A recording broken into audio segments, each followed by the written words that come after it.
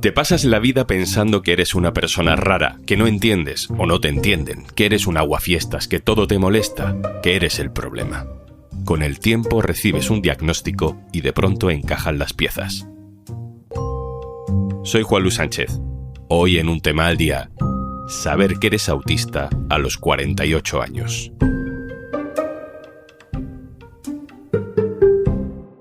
Una cosa antes de empezar. ¿Tienes una empresa entre 50 y menos de 250 empleados? El programa Kit Digital acaba de lanzar una convocatoria con bonos digitales de hasta 29.000 euros. Te cuento más al final del episodio. Yo ahora no salgo a la calle sin mis cascos para protegerme del ruido exterior. Que la gente me dice, es que antes no te molestaba el ruido. Digo, sí, lo que yo no lo sabía. Entonces, como me molestaba el ruido, en mí provocaba una reacción después, ¿no? Pues que era estar más irascible, estar mucho más cansada los días siguientes, porque claro, mi gasto de energía es mayor al recibir más estímulos.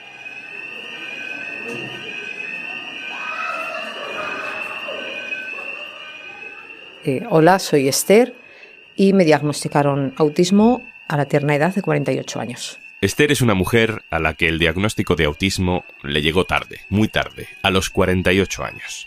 Ese sonido que escuchamos es el ruido de la calle que a Esther tanto le molesta. Ella lo ha grabado mientras andaba con sus cascos, es decir, mientras no lo oía, mientras escuchaba otra cosa. A nadie le gusta un estruendo como este, pero lo que para nosotros es solo un fastidio, para ella es algo más. Es ese ruido que ha padecido durante tanto tiempo.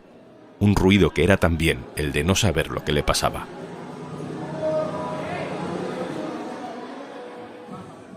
El autismo no se considera una enfermedad, es una condición que puede manifestarse de maneras muy diversas. Casi siempre las asociamos a la dificultad para comunicarse, para socializar, pero es complicado definirlo y no es este el sitio para un debate clínico. Lo que queremos hacer, y no lo haremos solo en este capítulo, ni solo lo haremos con el autismo, es entender las consecuencias que tiene para la vida no entender del todo quién eres hasta que ya eres adulto, la sensación de llegar tarde a entenderte a ti mismo.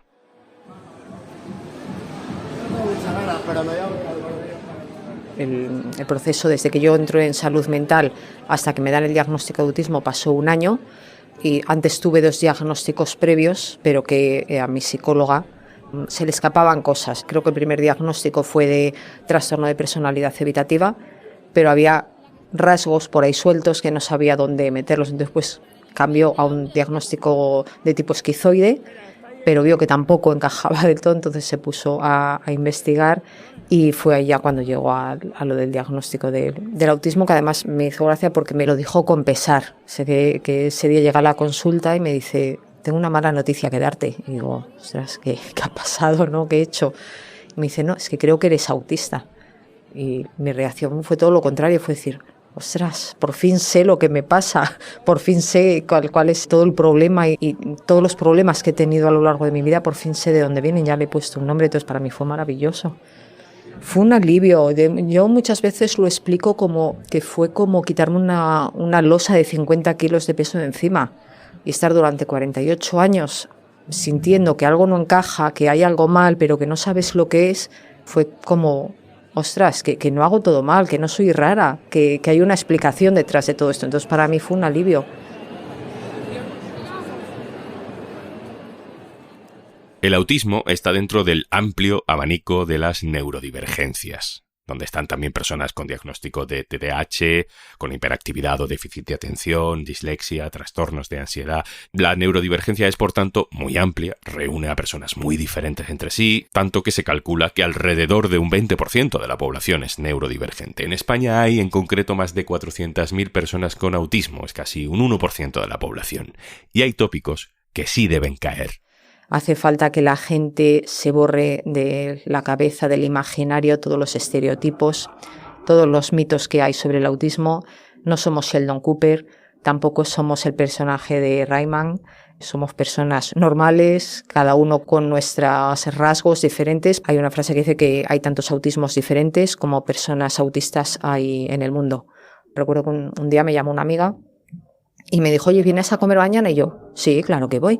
Entonces al día siguiente me presenté en su casa y me dice, ¿tu marido? Y digo, ¿me has invitado solo a mí?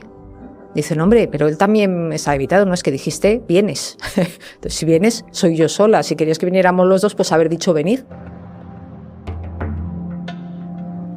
Entonces a veces se nos malinterpreta, somos muy literales. Mi psicóloga, una de mis psicólogas, me dijo que yo era sincericida, ¿no? Porque decimos las cosas tal cual nos pasan por la cabeza, pero no lo hacemos con maldad. Yo no lo hago con maldad, es simplemente porque lo tengo en la cabeza y lo suelto porque es así, es un hecho, es una realidad.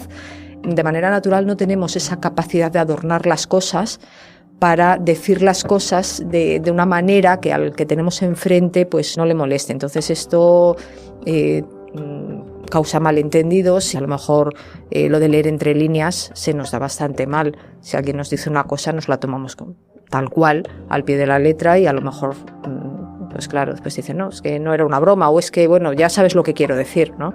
Y digo, no sé lo que quieres decir, yo sé lo que te he entendido. Y claro, aquí no se trata de hacer las cosas bien o mal, se trata de hacerlas cada uno a su estilo. Es que dentro de las personas que se consideran, entre comillas, normales, que yo realmente todavía no sé qué es la normalidad, ¿no? Pero dentro de estas personas que se comunican normales, incluso entre ellas, las cosas no las hacen todas iguales, cada uno lo hace a su manera. Sí que es verdad que a lo mejor nuestra forma de hacer las cosas difiere mucho, es bastante más diferente que la diferencia que hay entre ellos, ¿no? Pero al fin y al cabo es una manera de hacer las cosas tan válida como otra cualquiera.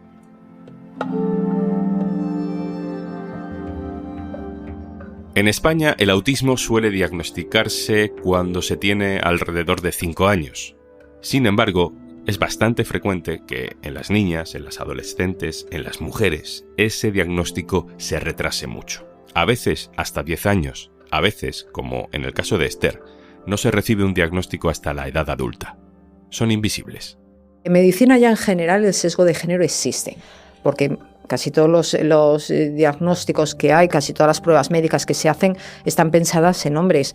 Pero es que biológicamente las mujeres somos diferentes. Ningún diagnóstico se presenta igual en un hombre que en una mujer, y en el autismo pasa lo mismo. Nosotras enmascaramos más porque nos enseñan la sociedad, ¿no? Nos enseña nuestra familia que debemos de encajar en un rol y debemos de comportarnos de cierta manera. Entonces las niñas tienden a enmascarar ya desde pequeñitas y por eso es más difícil diagnosticarnos. Y las pruebas diagnósticas a día de hoy siguen sin estar pensadas en mujeres.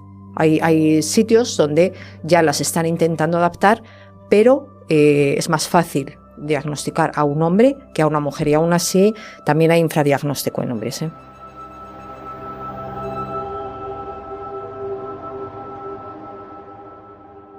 Esa falta de información, de orientación en un cierto sentido, porque no sabes lo que te pasa, afecta en muchos aspectos de la vida, como en el trabajo. A mí me han llegado a decir en algún trabajo, no trabajes tanto que nos dejas mal a los demás.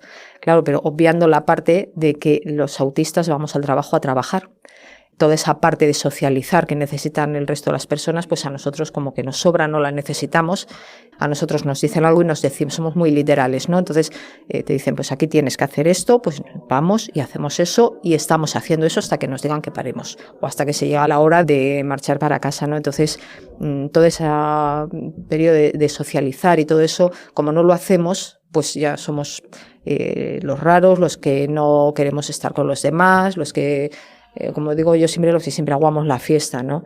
Un día en uno de los trabajos que tuve, que se me acercó una compañera, ya llevaba unos meses trabajando allí, y se me acercó una compañera que me dijo, ¿sabes? Antes de conocerte pensaba que eras rara. Dice, ahora me caes bien. Como haces las cosas de una manera diferente, te comportas de una manera diferente, te comunicas de una manera diferente, pues claro, todo el mundo te está diciendo, ¿cómo dices esto? ¿Cómo haces esto? Esto no se hace así, no sé qué. Entonces al final dices, es que todo lo hago mal. Entonces ese diagnóstico pues te quita todo ese peso de encima que es enorme.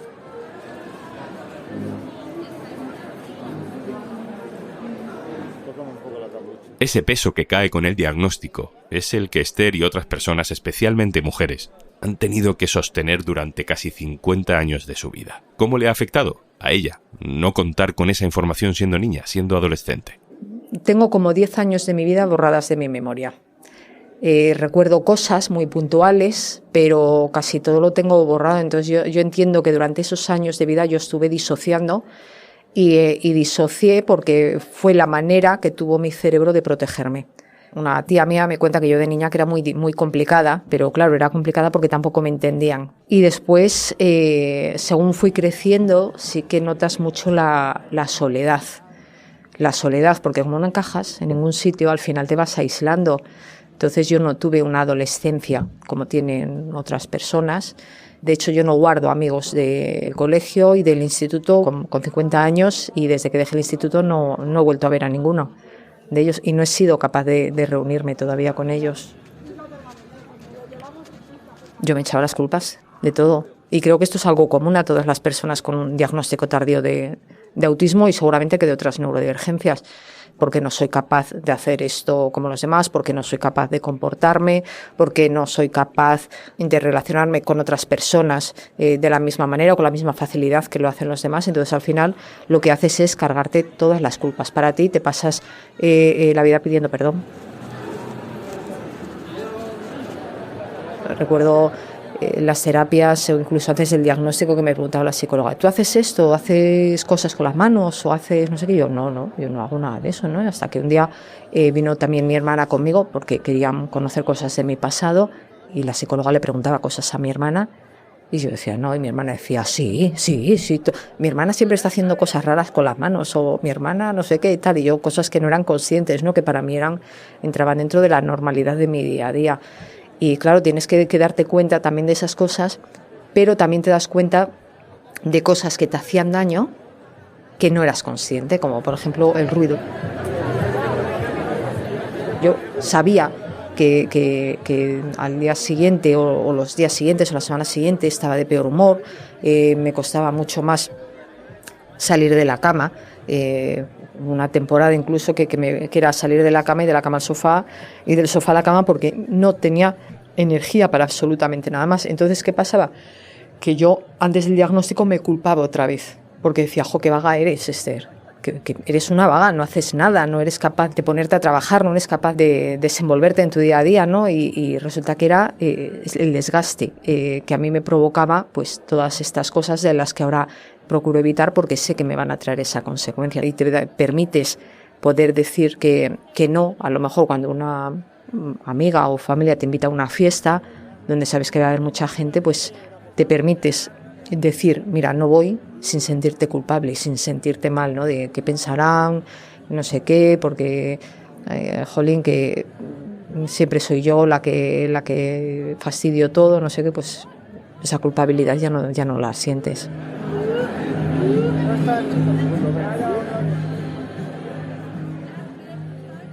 Ya sabemos que Esther sintió alivio cuando supo lo que le pasaba, pero luego hay un largo recorrido por delante. Cuando me dieron el diagnóstico sentí alivio, pero no por ello dejé de pasar después por la fase de duelo. Todos pasamos una fase de duelo. La pasamos nosotros, la pasa nuestra familia, la pasan los amigos y la gente que te conozca, porque claro, es dejar de ver a la persona que has visto siempre, ¿no? Y tener que ver a una persona nueva. Yo, después del diagnóstico, he tenido que desaprender quién soy para volver a aprender. Desde cero, quién soy, es como un nuevo nacimiento, ¿no? De decir, bueno, ¿quién es esta persona que durante 48 años ha estado ocupando mi puesto y quién soy yo ahora? Y llega un periodo de descubrimiento, de entenderte, de perdonarte muchas cosas, de ser más compasiva contigo misma. Y no es fácil. Esther ya ha hecho su parte, ya se conoce mejor. ¿Qué nos toca hacer a los demás? ¿Qué necesitaría Esther? ¿Qué necesitarían otras personas como ella para vivir de una forma más calmada, menos estridente? Si se nos preguntas en ocasiones, ¿no? Bueno, ¿qué necesitas para tú estar bien? Solamente esa pregunta ayudaría muchísimo, pues simplemente el poder decirle, mira, si no te vas a encontrar bien, no vengas, quédate en tu casa.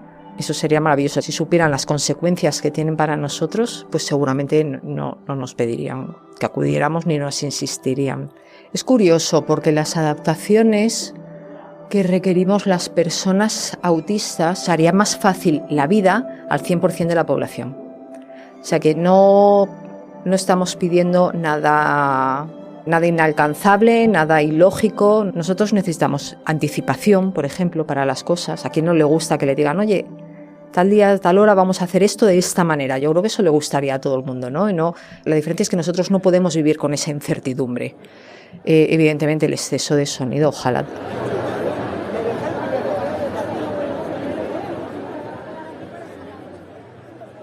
Soy feliz viviendo en mi pueblo, donde casi no hay coches, donde casi no hay gente, donde puedo salir a la calle y no encontrarme con nadie. Esther es feliz. Es capaz de imaginarse una vida en la que ese diagnóstico, esa calma, hubiera llegado mucho antes. No soy capaz. De hecho, tengo esa pregunta: ¿qué hubiera sido de mí si hubiera tenido un diagnóstico cuando era niña?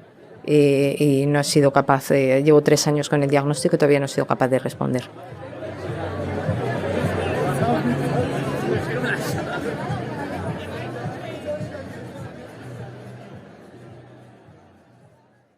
Y antes de marcharnos, si eres propietario de una mediana empresa, el bono de Kit Digital te permite acceder a un catálogo de soluciones digitales con las que podrás mejorar la gestión de procesos, fortalecer tu presencia online o empezar a usar herramientas con inteligencia artificial.